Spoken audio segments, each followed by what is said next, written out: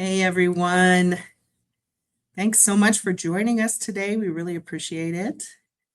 And we're just about to get started with a cybersecurity expertise webinar.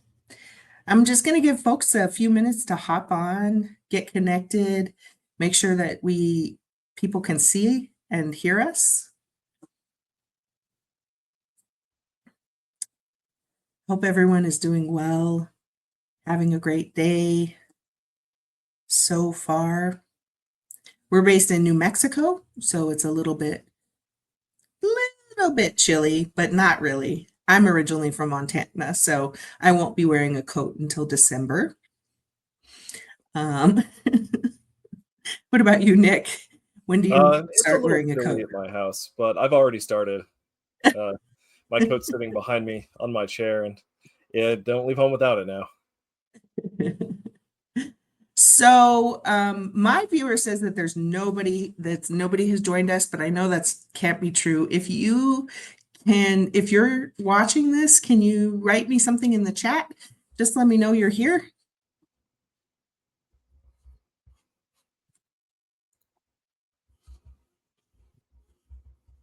The nice thing about these webinars is that you can always watch them after the fact. So we have them on our website. We also send them out in an email afterwards. There we go. We got somebody joining. Okay. If you have one person, you can start a webinar. No, two. If either one of you can text and write in the chat, let me know if you can hear us okay. We're going to get started. Let's see. If you feel like writing in the chat.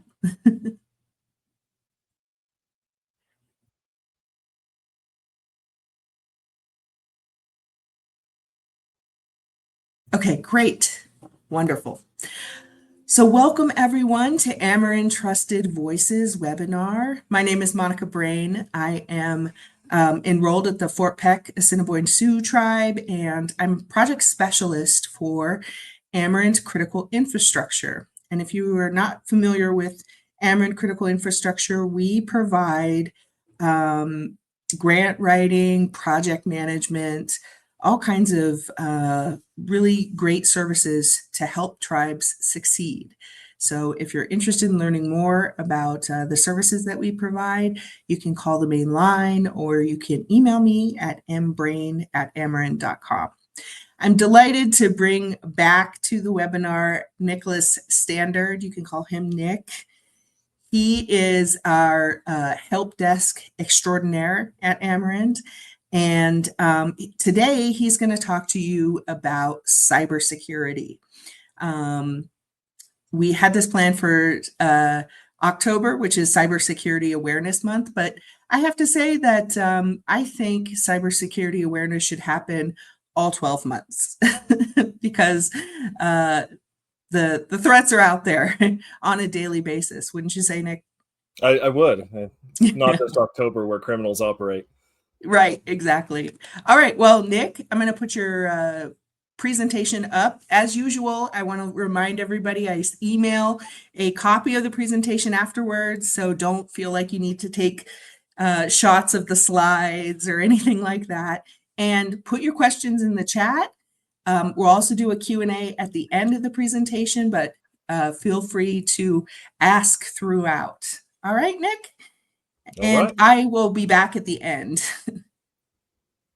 Here we All go. right. As Monica said, my name is Nick Standard, and I am the help desk here at Amarin. And today we'll be talking about cybersecurity, specifically cybersecurity for organizations. But a lot of these concepts and methods will work in any sort of circumstance. They're pretty much just good tips to keep everybody safe online.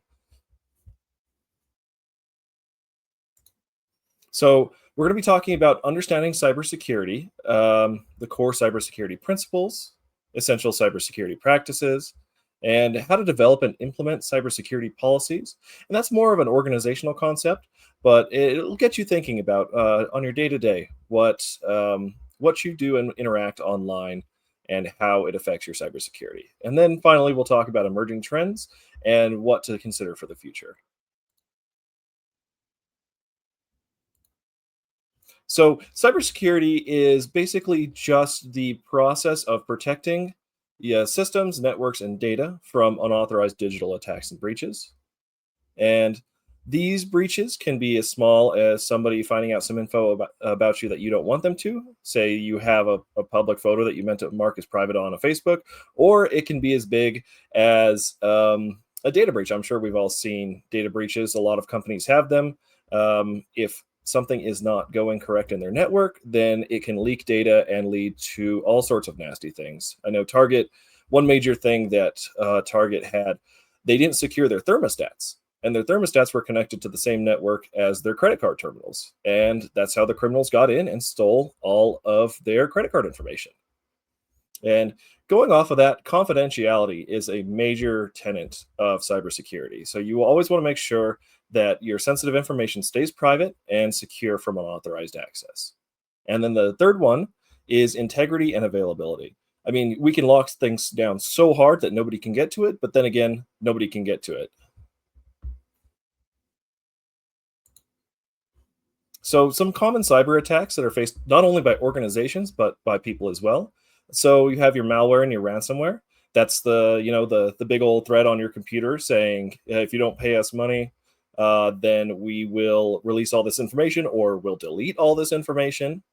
And it also not only can get into your computer and do that, it can also turn your computer into part of a network to attack somebody else. One that we've seen a lot of recently is a phishing attack. So, phishing attacks are when somebody on the internet pretends to be somebody you know. It could be somebody that they've seen on your Facebook that you're friends with. It could be somebody in a position of trust or power, like your employer. They can get information. A lot of websites for businesses post who works there on the website, and that's a major vector for criminals finding out who knows who and how they can craft these emails to look legitimate.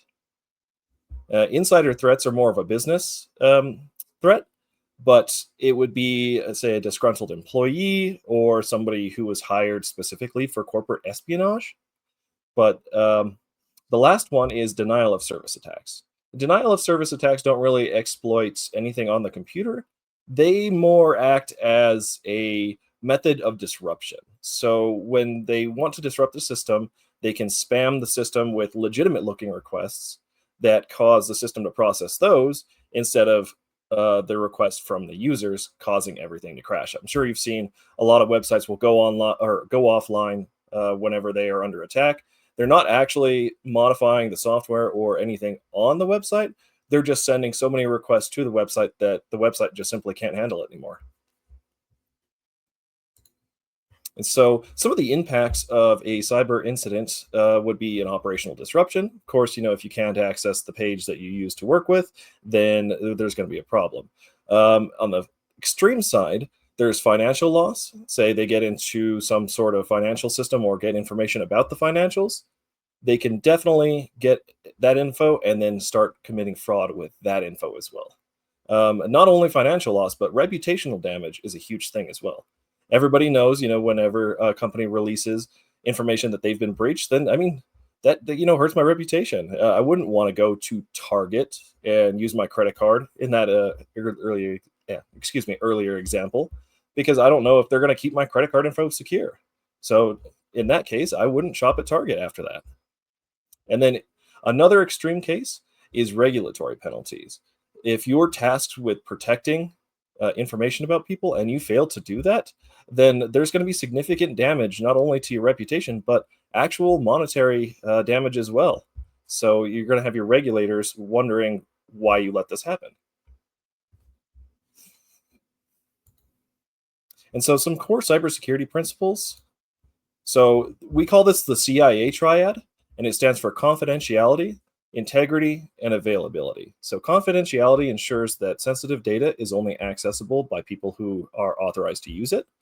Integrity guarantees the accuracy and trustworthiness of the data, and availability ensures that authorized users can always access data.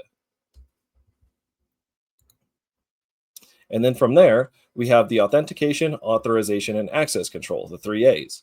So you always want to verify the user before they access any information. That means, making sure that your files are only shared with people who should have them. Permission granting is an extension of that.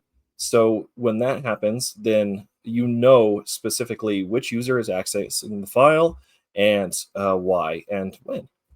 And then access restriction comes off of that.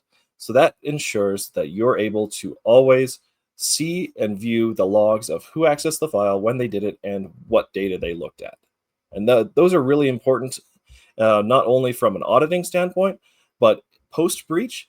If you don't know who got where and what, then the task of remediating that and trying to fix it is going to be that much harder. So to conduct a thorough cybersecurity investigation, we have to do what's known as risk management and risk assessment. So the first step is to identify the vulnerabilities. So it could be as simple as I have a laptop and I have a smartphone, or it can be I have 10,000 computers and 100 servers. And from there, we evaluate the potential impacts. So what would happen if the data on the smartphone or on the server got out? And so you'd want to think about, does the server have confidential information? Is it worth investing tons and tons of money into hardening a server that only, say, I don't know, controls the lights? And then the last one is implement risk controls. So with the risk control, you want to match the hardening to the worth of the data or the potential impact of the data leaking out, so that you're not spending money in the wrong place and leaving areas that have critical information unprotected. So some essential cybersecurity practices for organizations. So the number one thing is a firewall. Now, most home users, the firewall is built into your Wi-Fi access point that you get from your internet service provider, or if you buy your own modem, it's built into that as well. And basically, it just stops most things from trying to get into your home network without being so obtrusive that it blocks your stuff too. And then on top of the firewall, there's something known as network traffic controls. Now, these are a little bit more in depth, and they can take a look and monitor patterns and look for common signs that somebody's doing something they shouldn't on your network. And both of these should absolutely be utilized whenever protecting sensitive information. It's the first line of defense. And then the second line of defense would be your endpoints. So an endpoint can be anything that a user, a computer user, regularly uses.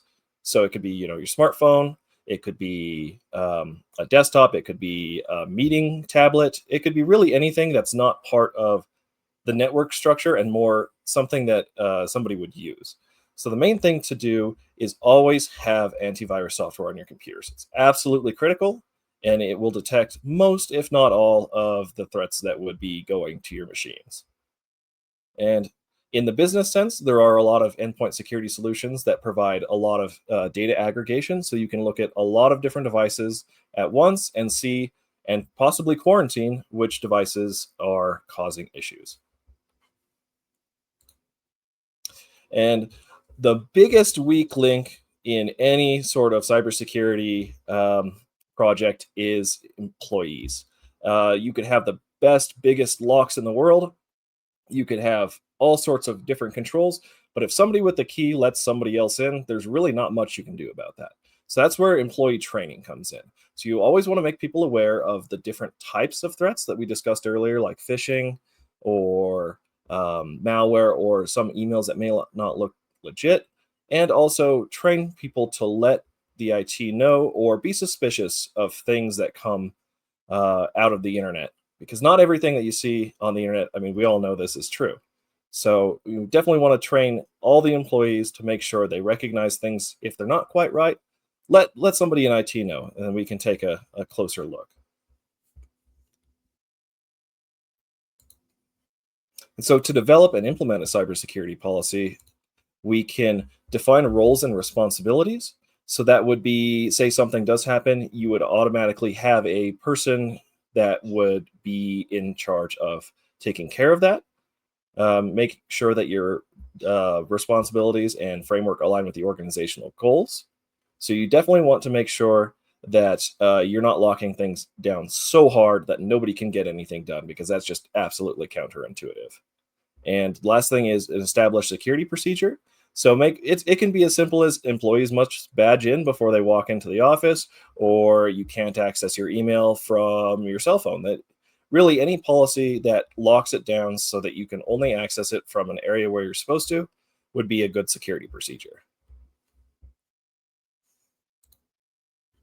So, going on top of that, incident response planning, and I'm going to be honest here, there's always going to be some sort of incident happening. It can be a small incident as somebody's password getting leaked, or it could be a big incident as somebody getting into a network.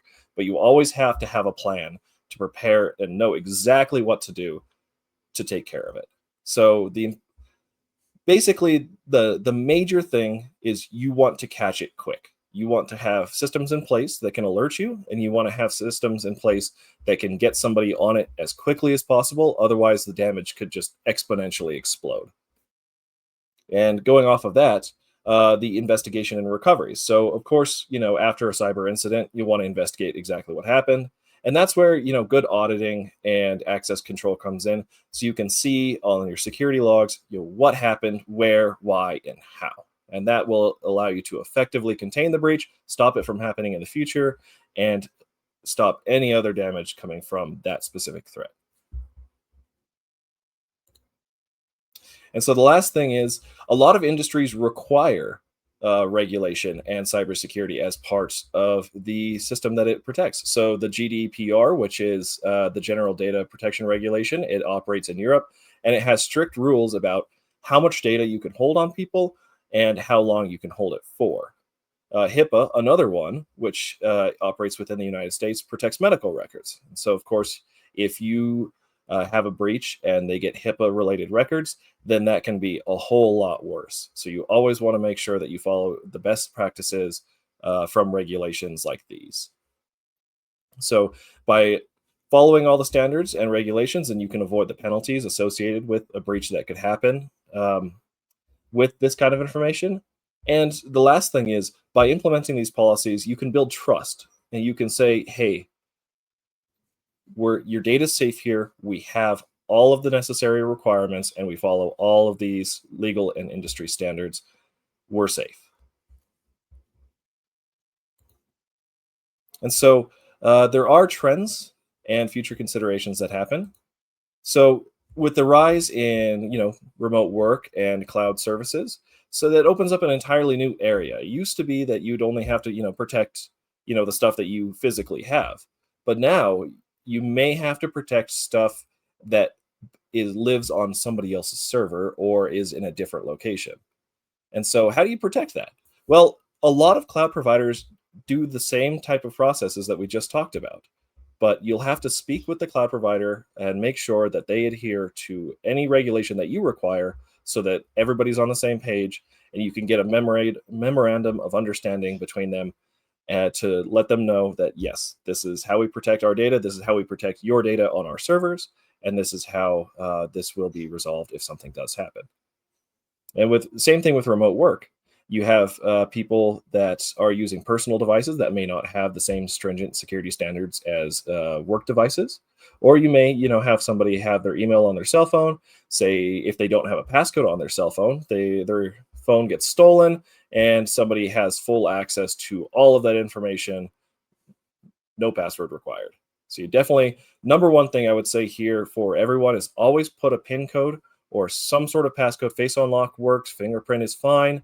Just make sure that your phone has a lock on it, and that will stop 99% of people getting into your information from your cell phone. You definitely don't want somebody to just log into your phone, log into your bank app, and start transferring money.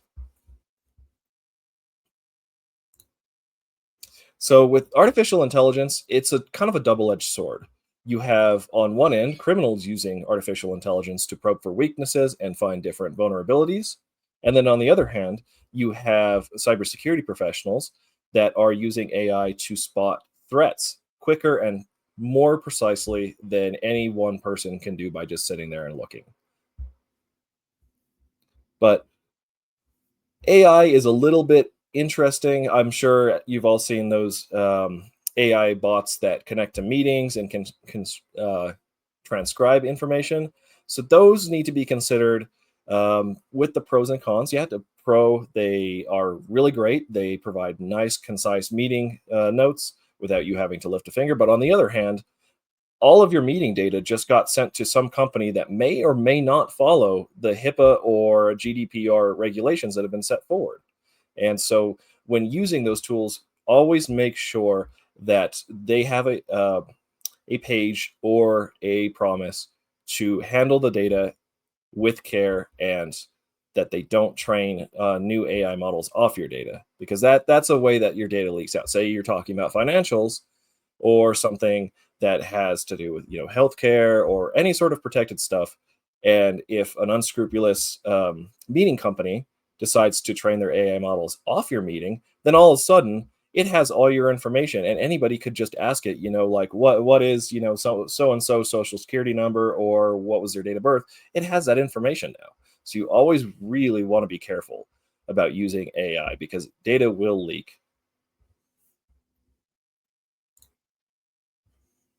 And so, to build a culture of cybersecurity within your organization, number one thing is awareness. You always want to make people aware that there are things out there that can damage computer systems. They can try to get in. They will try to trick you. And knowing is half the battle. Make sure that you also have shared responsibility. So I like to say that everybody always plays a huge part in ensuring that the data is secure, because again, if you have a single person with a key, best defenses in the world won't stop them from letting somebody else in. And then lastly, you want to strengthen your defenses and keep up with the current trends. So it could be like what criminals are doing now, and a lot of different websites have trend reports. Webroot.com is one that I particularly like. They monitor what's happening in the world, who is doing what. And it could be, like a cybersecurity organization that is posting these, or it could be what people have seen criminals do. And so the more you know about it, the better you can protect yourself against things that start to emerge as technology gets more complicated, as AI is more ingrained into everything that we use, and as the world becomes more digital. The more you know about it, the better you can protect yourself against these criminals that will try to exploit it. And so, in conclusion, cybersecurity is absolutely one of the most important things that anyone can do for themselves and for their businesses, because there are so much stuff on the internet nowadays that you really have to pay attention and be secure. Otherwise, you may fall victim to some sort of attack. And always have best practices, and that could be as simple as not putting a passcode on your phone, but it could be as complex as to having a specific appliance within your organization's network that continually monitors for attacks or threats that may be trying to get in. And then lastly, always have policies to make sure that you are doing the best, and have a plan. Always have a plan just in case something can happen. And with that, I open the floor back up to everyone and Monica. Yeah. Nick, thank you so much. That was great. Nice and concise. I like it because sometimes I think folks can get a little bit overwhelmed if there's too much technical language when it comes to IT. Uh, I really like what you shared about helping each other, and that we can be our first line of defense or our own worst enemies, right? Mhm. It kind of reminded me, I was at another job and I overheard one of my coworkers on the phone with someone, and I realized it was this scam from a pop-up, and that this guy he had a pop-up and it said you have a virus and to call this number. And so he called the number, and he was on the phone with him for like an hour, and he gave him his personal information, and I didn't want to be rude and interrupt him and say, um, I think you're getting scammed. So I waited till he hung up and he said, "You're not going to believe this. There was a virus on my computer. I just got off with tech support." And I was like, that's when I told him he had to like get his credit cards canceled, his credit card he used canceled. I think he just like left and went to the bank because he had given them his debit card. It Oh, was it was this bad situation, and honestly, I really wish like I had figured it out about like 10 minutes into the call, and I really wish that I had like spoken up and said something. So, what what advice do you have for folks who um, are worried that their coworkers are doing bad practices and things like that? I'm glad you brought up that example because that's a really common and really hard one to avoid. Yeah, Um, I'm sure everybody has seen when they're browsing the internet, sometimes it might pop up and say, so and so website wants to send you notifications. And that's right. usually how malicious advertisements get on your computer. And they'll make pop-ups saying you have a virus, you have something, and you need to call a number. So the number one thing to look out for is these scammers will try to induce a sense of urgency.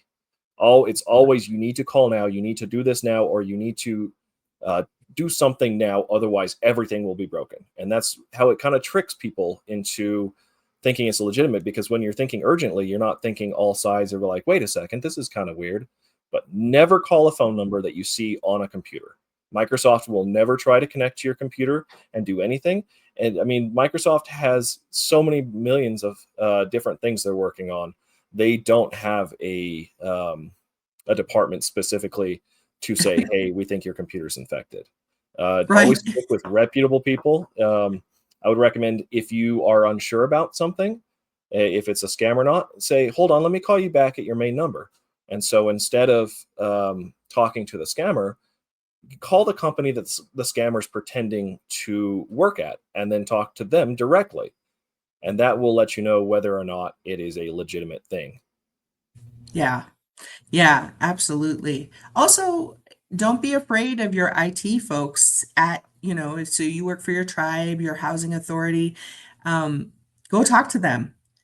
They will be able to help you right away know whether or not something is real and you don't have to click on anything, nothing.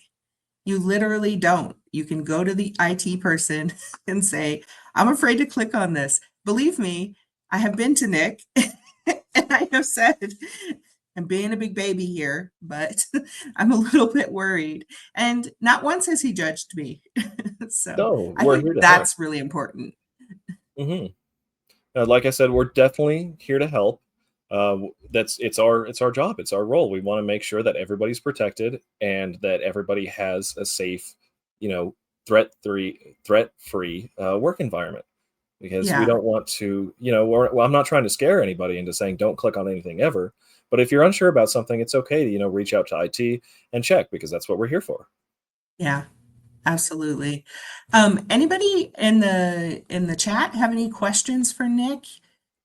He just recently obtained a few certifications, so Mhm. he was pretty smart before, but now he's like really smart. Oh. The other thing I wanted to point out is that it's really important to have these policies. And in many cases, if you are using federal funds to fund your activities in your tribe or housing or things like that, often you are required to have some kind of cybersecurity policy that follows CISA standards, things like that.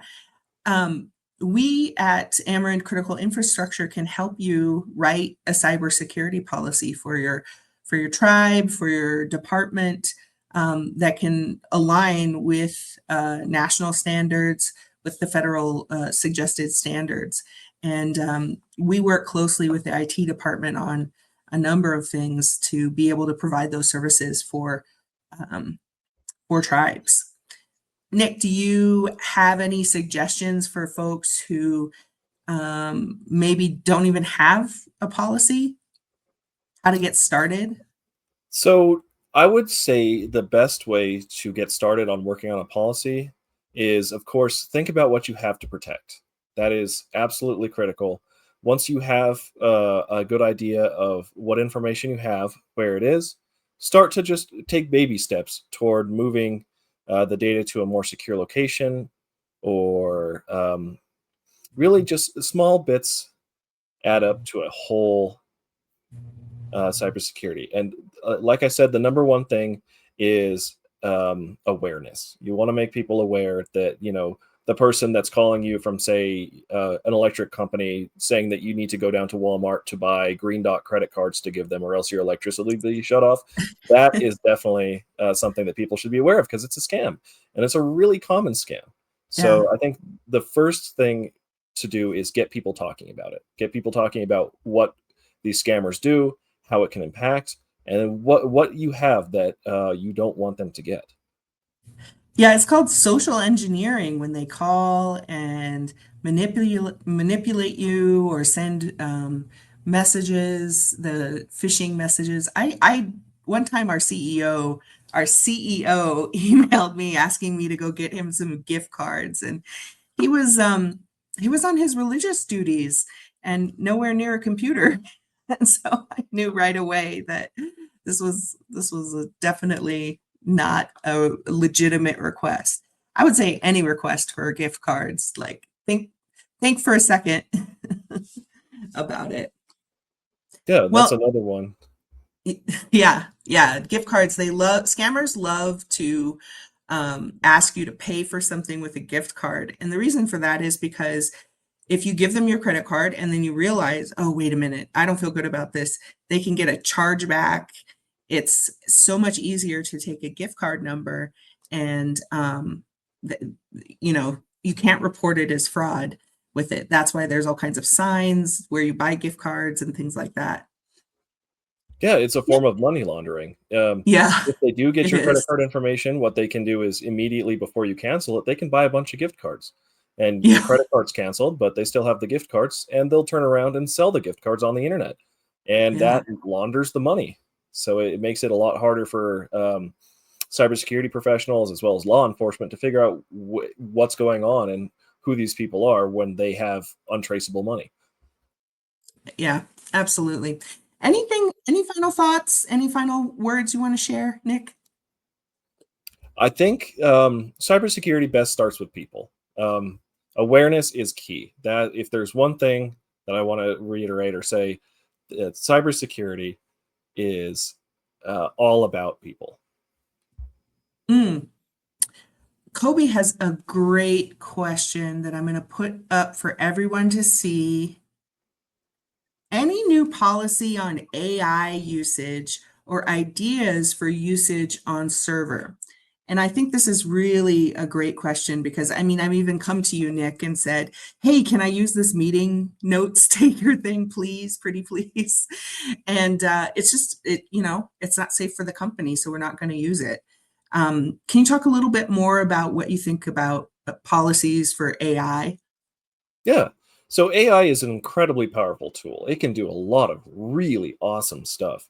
But because it has access to all that data, in order to do that, you need to make sure that the company that you're working with for your AI takes the risks seriously. A lot of companies, since we're seeing a boom, companies are popping up overnight, and they don't exactly have the correct infrastructure or the correct policies in place on their end to protect your data. So I would recommend, if you want to use AI, stick with the big name players. You've got Microsoft has Copilot, ChatGPT, and then there's a few other smaller companies that piggyback off of those AI models, and they can provide you with AI services while also providing the assurance and the know-how to back that up to make sure that your data is secure.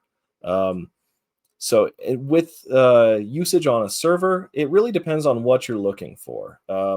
If you find yourself digging through files trying to find information day after day, then that's a strong use case for using an AI model, because you can just ask it, hey, I'm looking for this information, where do you see it? And it will compile a nice list for you.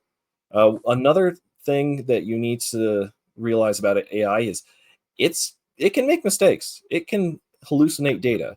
And so, especially with very sensitive or very like decisions that you would be making off this data, you always want to double check it. Microsoft Copilot does have a feature where it will reference exactly what it's looking at. And then it makes it a lot easier to see exactly what files it's pulling its data from to make sure that you are getting the correct information and it's not just hallucinating something. Yeah, I've definitely run into that where I've asked AI to add a you know, a list of numbers or something like that on a Word document. I was feeling lazy. It was wrong.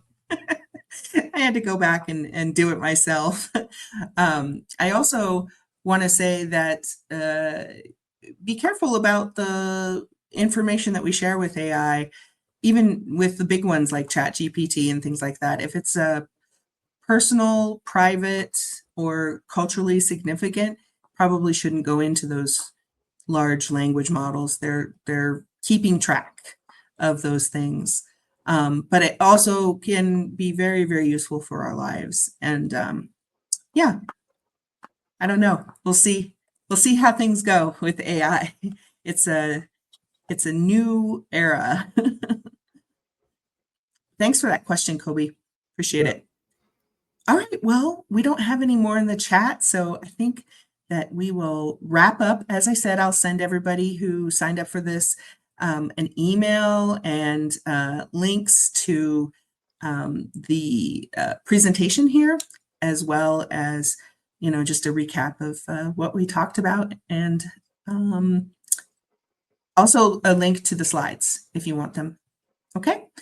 And later this month, we're going to have another webinar about claims and some of the cool new stuff that we have available for folks filing claims. All right. Thank you all so much for joining us today. Nick, thank you so much for your wonderful information, and have a great day. Thank you, Monica. Thank you, everyone.